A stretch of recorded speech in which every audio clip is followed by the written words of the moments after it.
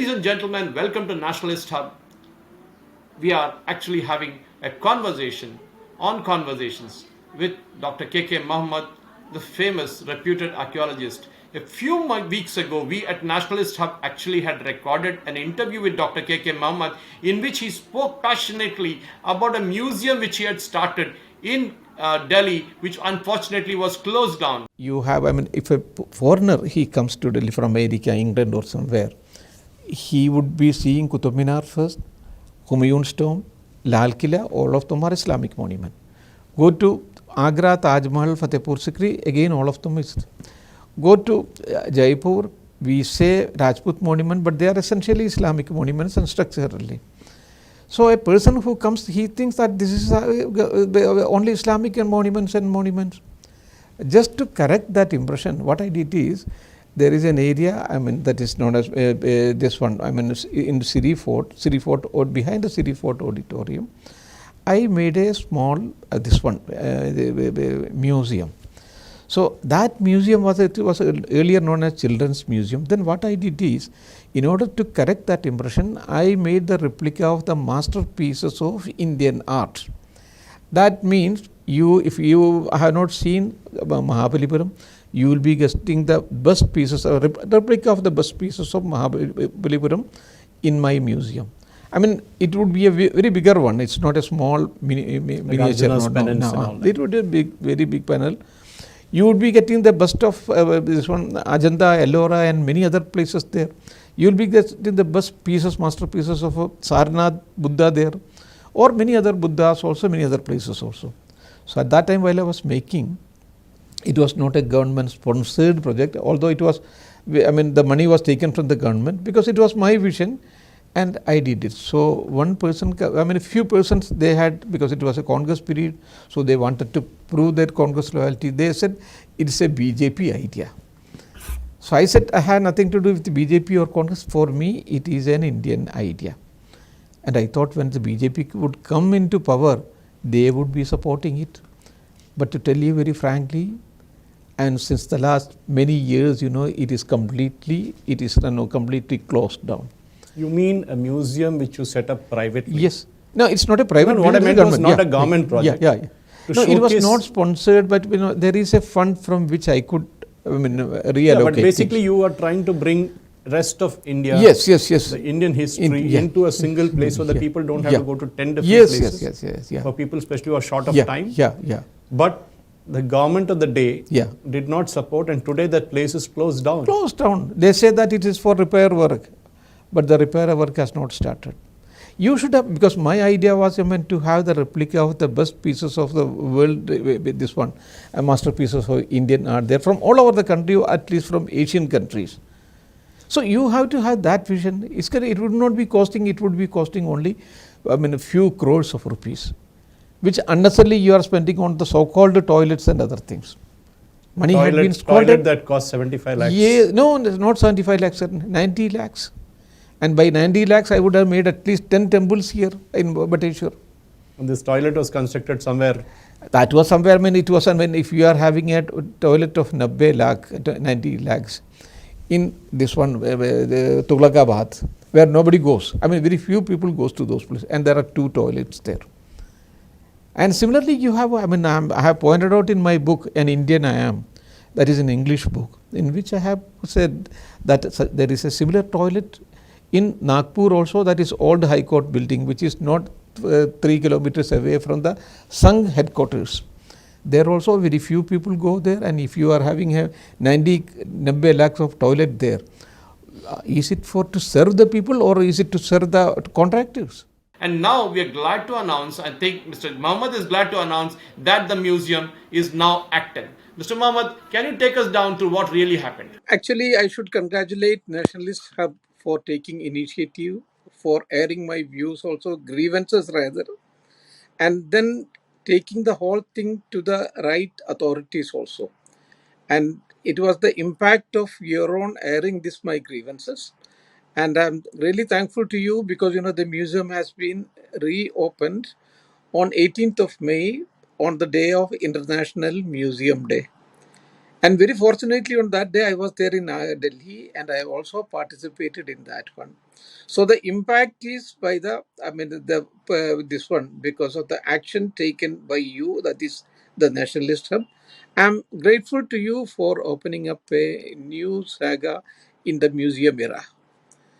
So the whole thing is because while I was working in Delhi, because I had seen people, foreigners coming from different countries, and they would be first of all going to Qutub Minar, then to Humayun's tomb, and then to Lal Killa. All of them are Islam. The second important place they go is Agra, where you have Taj Mahal, Agra Fort, Fatehpur Sikri. Again, all of them are Mughal monuments. Go to the third important place is Jaipur. It's known as that this one. I mean, that you have three important places. The Golden Triangle. Again, we call it Rajput monument, but essentially they are Mughal monuments by architecture. So a person who comes to Delhi goes with a wrong impression that it is only Islamic and Islamic we have in Delhi. So in order to correct that kind of impression, what I did is with the help of two very important personalities in Delhi, Mrs. Ajit Kaur, she is a Padma Shri, and Arpana Kaur, we opened a new museum because that I mean, it was in a legal tangle. Both of them filed a case and then got that building to Archaeological Survey of India. It is just behind City Fort Auditorium. So the intention of the government was to make a small children's museum. But when I joined and I added a further, I said that we have to have the replicas of the masterpieces of Indian art. For example, in Mahabalipuram, you have got very beautiful pieces carved on the rock of the Mamalla period. And I have got almost, a very sizable with this quantity of all the important rocket caves also and rocket reliefs work also. And all the replicas have been made for example, you have got a very beautiful this one, a very beautiful piece of architectural piece of Hampi. In Hampi, you have got Ugra Narasimha Murti. That's the most. And then Ravana shaking Kailash. That is in Ellora. Then you have the best pieces of Indian art. That is Sarnath Buddha, Mathura Buddha, and then the Lahore Buddha. That is the fasting Buddha. So similarly, most of the important pieces of the ancient Indian architecture, that is the masterpieces of Indian architecture, that I made all these things and that was open to the public. So at that time, the accusation against me, that was the Congress period, 2009. The accusation against me was that it is a BJP. I said nothing to do with BJP or Congress. It is an Indian idea. So I thought once BJP comes into power, at least they would support it because it is such an appealing idea. They would support us. Neither supported nor any important person visited from BJP or RSS visited that place. So we were all having these grievances. But to add to that, what happened is during the last 3 years, the whole museum itself was closed down. I was accused of having, in 2009 and 8, I was accused of having promoting a BJP idea. BJP people not only not visited the place, but also during that period, they completely closed down that museum. We went to so many people, and Mrs. Ajit Kaur and Arpana Kaur also took up the issue with so many. It was never opened. But due to your effort, I would like to congratulate once more Nationalist Hub. I mean, you took up this issue, aired my views also, and then you might have taken up it with some other authorities also. Now this has been open on 18th of May. And very fortunately, on that day, I was in Delhi and I also, participated in that whole program. And all people are now happy and children are visiting in numbers because that was a rendezvous place for the children of this one, Delhi, because they wanted to see what are ancient masterpieces of Indian art. They cannot go to Mahabalipuram, they cannot go to Tanjore, they cannot go to Hampi and all these places. But you have all the best pieces, replicas of this one in Delhi. So that was the arrangement we have made. So that is now opened to the public. So thank you so much for that. Yeah, Dr. Mohammed, we are glad that Nationalist Hub did play its role in kind of ensuring that the masterpieces of art, the copies which you have put up in that museum in Delhi, gets to be seen by people, especially by children, as you said, because there's a lot of history that we need to correct. And you are known for restoration, and you're known for your passion for archaeology. If you talk us through the history of the Indian archaeology per se, but if you want really expand that museum into other cities, what is it that you're looking for? Because not everybody comes to Delhi. Some people come to Hyderabad, some go to Chennai, some go to Bangalore. What is the kind of logistical thing you need? How many acres of land? Is it to be air conditioned? What is it that you really look for in terms of funding such a venture? Actually, what I was thinking of at that time, because my vision at that time was very limited because I had only 3 acres of land around it. So I just wanted to make it not only the best masterpiece of India, but of the entire Asian country. Because in the Asian countries, you have got shared this history is there. For example, if you go to Thailand or if you to Cambodia, Indonesia, Malaysia, China, and all these places, we have the greater India is there and very good masterpieces of Indian arts, or greater Indian arts, these pieces. So why can't we have the replicas of all these things at one place? That is what I was thinking, and my idea was also that. But before that, and then I retired from the archaeological survey, so I could not pursue it.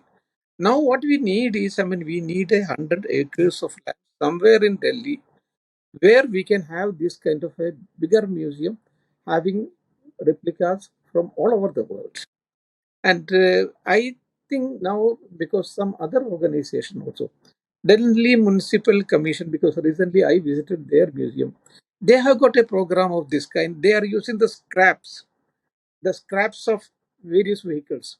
And with that one, they are now making a replica museum of this kind. And they are making another replica museum in Shahid Park also, that is just in front of Suresh Kochattil. So this idea is now catching upon, although the government of India and Archaeological Survey of India did not follow it. Now the idea is catching upon. And even in Mahabalipuram also, Amma, that is, the great Amrita Vidyalaya and its group, Amma is now toying with the idea of a similar a replica museum somewhere in Mahabalipuram. So there are many people now toying with the same kind of idea. So what we have to do is we have to now pursue the government. We have to pressurize them that you have to have 100 acres of land of this kind and have a similar open air museum. There is no need of air condition for this kind of open air museum and other things. So you have to project the real history of India in front of the world. What we have given, what kind of contribution we have given to the world culture and philosophy. I think every state government that is listening into this conversation, be it Uttar Pradesh, be it Bihar, be it Madhya Pradesh, it's not politics. It can be No, Rajasthan, it can be Telangana, for example, or it can be Tamil Nadu, where the best temples of India, or even Karnataka for that matter, Belur, Halibed, Hampi, everything. I think the culture of a country, I think that is what Dr. Muhammad you brought in very, very clearly, that the culture of a country, that needs to be projected out. And I think that is what you're doing in terms of running a venture like this and wanting to expand that footprint. I think every state government that is here today needs to understand what we need to do to run a project like this in their own domain. And that is, I think, extremely important. So, do you think 100 acres of land or 50 acres of land would be good enough to start? that would be good enough to start with, because now we can always start with that kind of thing. But what you need is a greater vision. What kind of museum it should be, whether it should be of a replica of the entire world architecture, or do you want to have it only of Asian countries, or Indo-Asian, Pacific region. So all these things, these are the other things which we can think of. But initially, let us have a vision, let us have an idea, and let us start doing the work. Otherwise, if you are just thinking, discussing things, nothing is going to happen.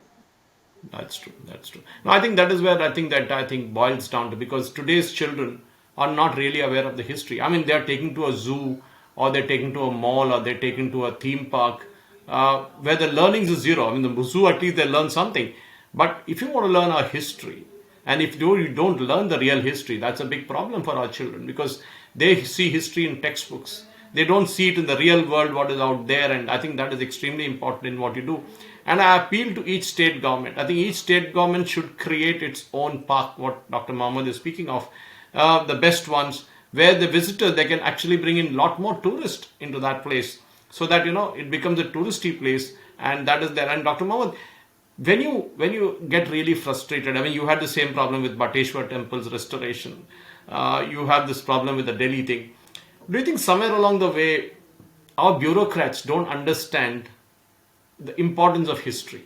I won't blame bureaucrats. I would blame the political leadership and their lack of vision. RSS, they could have very well guided the whole thing, but they terribly lack any kind of vision. That is what I feel. BJP, they could have, I mean, guided the people, but they terribly, and at least in the case of archaeology, I would say that archaeology has never been in such a deplorable condition as it happened during the BJP period, right from 1914 onwards. I worked in Archaeological Survey of India for 24 years. I had never felt so bad, because, since the last 2012, I was not in the ASI because I retired, but I could feel the pulse of the organization. So there they could have meaningfully intervened, and then improved the whole situation, which did not. I called because of the Congress period was far, far better than that of BJP period. Without this one, I mean, without any contradiction, I can say that one. So they have to have a vision and they have to have a dynamism also. So that kind of person should be there at the helm of affairs. Then only things are going to change. I think, Dr. Mohammed, you rightly said that there needs to be a vision, there needs to be a passion. I think that passion we saw in Kedarnath, we saw in the renovation at Kashi Vishwanath Dham, we saw it in Ujjain, and of course now we're going to see it in most of the Jyotirlingas around the country. That's what I'm told. Yes, Along with the religious part of it, also is an awakening that needs to be there in our ancient history. yes, And that is extremely important, be it Buddhist, be it Hindu, or be it any other religion for that matter. But the dominant one, as we know, are the Buddhist and the Hindu yeah, relics all over the place. We lost the Bamiyan Buddhas to yes, the ISIS that cannot be retrieved yeah, back. But there are so many things in India. And specifically, I want to speak to you about those idols, the murtis that were brought back from abroad. I think 328 of them, yes, if I'm not yeah. mistaken. What is the present status of those murtis? Where are they lying? You were in Archaeological Survey of India, but I'm not sure whether you were in depth knowledge of what really happened to those murtis. Have they been repatriated to the temples, to the states where they were stolen from? Repatriation would be slightly difficult. I think now it is in the Purana Kila. Purana Kila means it is there it is conserved. I mean kept. Repatriation would be slightly difficult, but you have to, once you repatriate to that particular temple from which it has been stolen by the people, then you have to have the security angle also you have to think of it. That should be in place. Only that security angle is very well taken care of. Then only you can repatriate it. Many organizations, especially there is a India Pride organization in Singapore, where Yes. Mr. I'm a part of that. I'm a part of that. Good, very good. Yeah. Mr. Saxena and Mr. Vijay, they are all working for that one. So the problem there it is, once you the security of the image is in place, then you can repatriate to that place. Otherwise, one should not. So we should be very careful. So I am with the government on that particular side. Yeah, I agree. I think that is where the most important thing, because those idols, those murtis can get stolen again, Yes, because the people who steal it don't realize the value of it. It is when it reaches a museum in Sydney or New York or London, or even for that matter anywhere across yeah, Europe, the value goes up billions of times actually. That is where it is. It's in millions and billions of yes, dollars, and they don't really understand that as our culture, not just our. I think it was stolen from Cambodia. It was stolen from most of the those sites where there was not enough security present there, I think.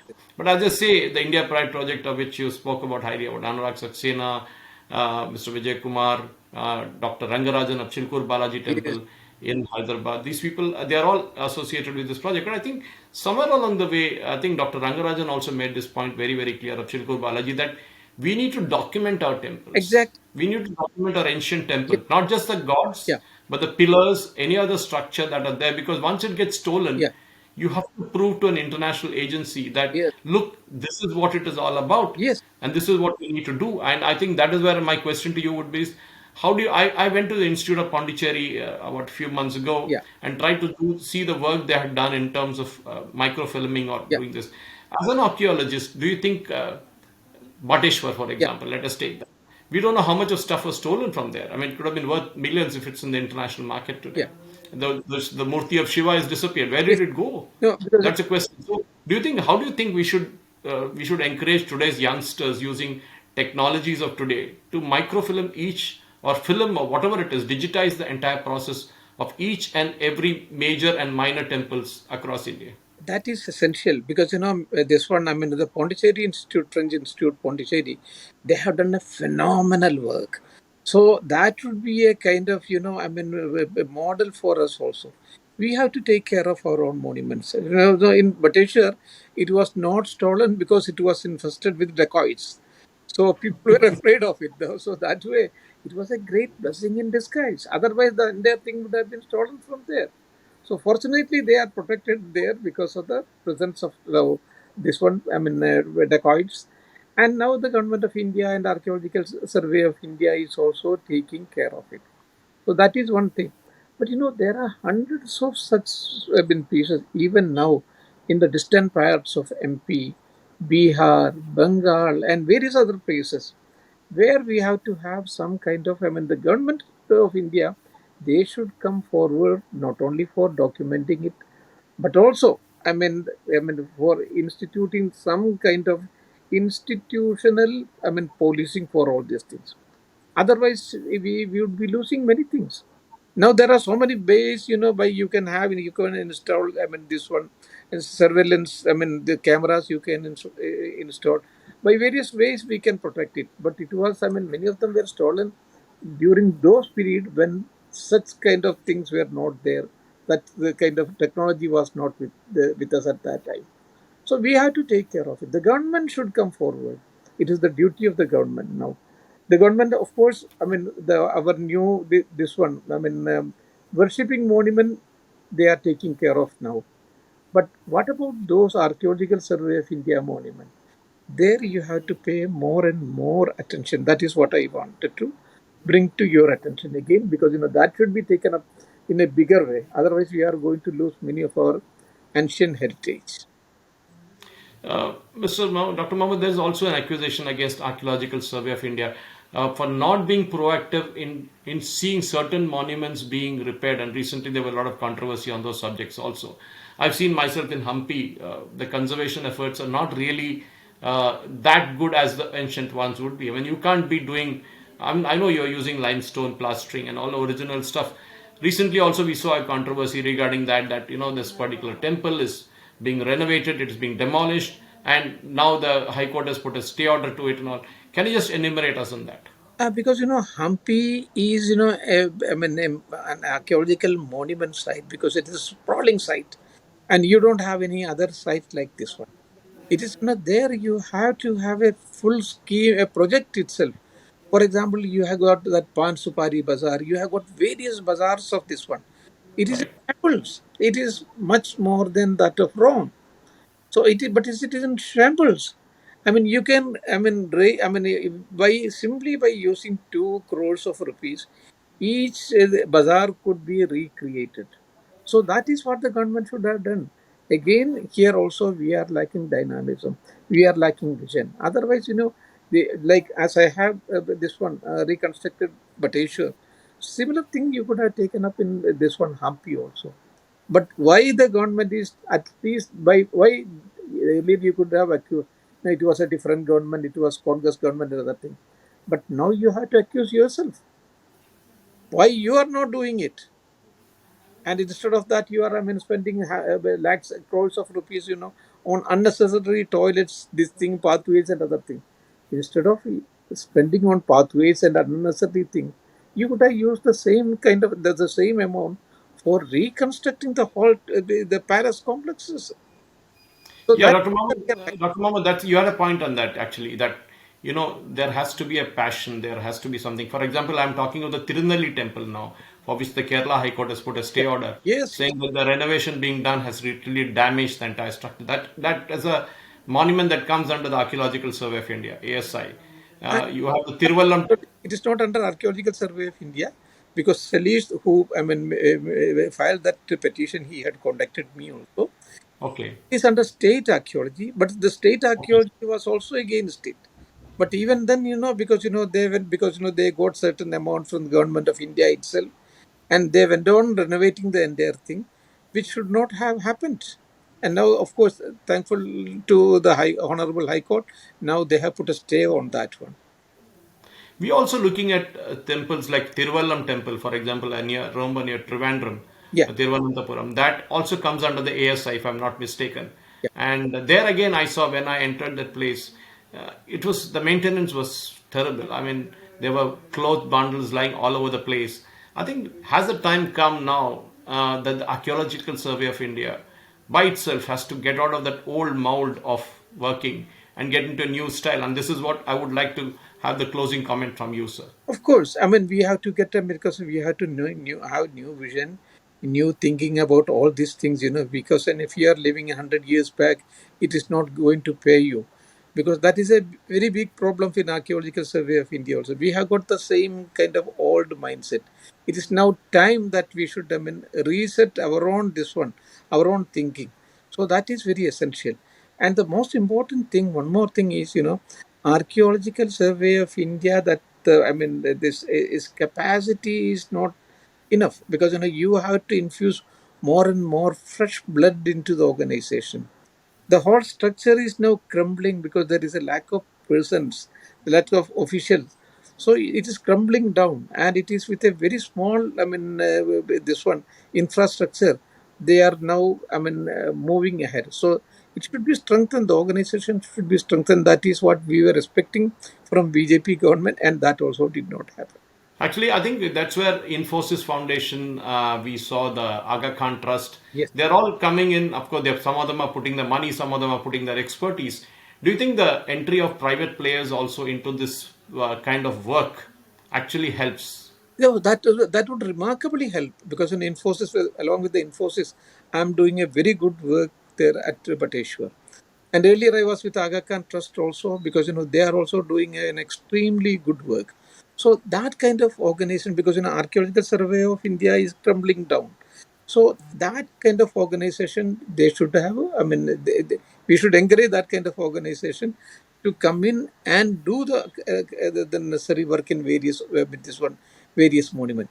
And there is a national cultural fund also for that one, but that is also not showing enough dynamism. That is what is happening. That is in I know what is going on inside, because that should have been another very powerful organization, which should have, that could have helped the Archaeological Survey of India. So that is also not happening. So that is what I said. You have to have a very visionary minister who could strengthen Archaeological Survey of India, who could strengthen this National Cultural Fund also. So if that falls in line, many things could be improved. In fact, that is I think that is something that all of us passionately look at, because India is showcasing itself to the world in the G20 summits across various cities, various parts of the country, various geographies across Bharat. But we need to also showcase our history, which is now literally lying in ruins in many places. Be it Ajanta Ellora, be it Hampi, as you said, be it many of the temples down south, even up north. These temples they're all crying for attention. It is not just the temple, there are many other historical landmarks that are also crying for attention. I think if you bring in that, we are going to bring in more tourists. Our land of Puranas, our Upanishadic land, all of them, because if you showcase them, that would be attracting tremendous, foreigners, from various parts of the world. But we are not doing. The land of Krishna, that is Mathura. Because I know it, right from 2001, 20, 30 years back. It is in various places, the condition is very pathetic. So in all these things, you can play a very meaningful role. जो वो कहते हैं ना, जो जिंदगी में मकाम निकल जाते हैं वो फिर कभी नहीं आते. वापस नहीं आते. Yes. No, no, no. We will We would like to nationalists. find our Yeah. this one rule is that जिंदगी में जो आपको जो मकाम अभी मिला है वो फिर कभी नहीं आएंगे. Just don't, wait for opportunities. Use the opportunities which is before you. Create it. Create Yes, the opportunities. yes. Yeah. And Dr. K.K. Muhammed, it is wonderful speaking to you as always. And I'm sure we'll come back with more because this is a mission that Nationalist Hub wants to take forward. To bring India to the rest of the world, to showcase our heritage. Because our heritage is not just in Bharat, it is across many parts of Asia where we had created enough influence in the past. Really. We need to start from our home. We need to showcase our culture. We need to bring more museums to people. Museums that are connecting with people like Dr. K.K. Muhammed did in Delhi, which is gladfully we started the conversation with that. That museum is reopened again. But we Thank need, you for that. yeah, we need hundreds of such museums, isn't it, Dr. Muhammed? Yeah, yes, we need it. Thank you very much for speaking to us at Nationalist Hub, and I'm sure we'll come back to you with more conversations like this with Dr. Muhammad. We will possibly ask him to take us through history of each places which he feels that citizens of India don't know much about. There is a world beyond Qutub Minar, Taj Mahal, Yes, Humayun's Tomb, and all yes, that. yes. There are so many places in India which are literally unknown. Yes. But I'm sure a genius like Dr. Muhammad knows where what is lying around, and I'm sure I take it up as a mandate to go with him and understand each of the places and tell our viewers, tell our citizens of Bharat that we should be proud of what we are. We are an incredible India. We need to make that happen. Thank you very much, Dr. Muhammad. Thank you very much for the conversation. Thank you so much. Please subscribe to Nationalist Hub English channel for more interesting videos, and don't forget to like and share this video. Nationalist Hub, it's a news revolution.